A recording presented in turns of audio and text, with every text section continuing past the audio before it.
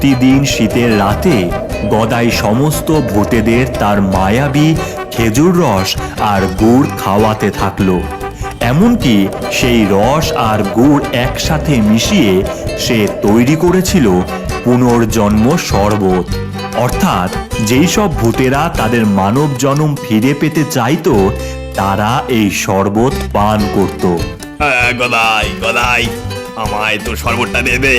এই লালু, তুই আবার মানুষ হতে চাস কেন? আমি চুমকিকে ছাড়া থাকতে পারছি না।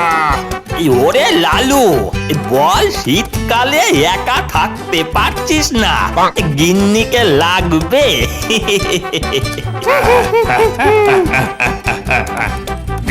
দে না গদাই, দে না। এই নাও লালুদা।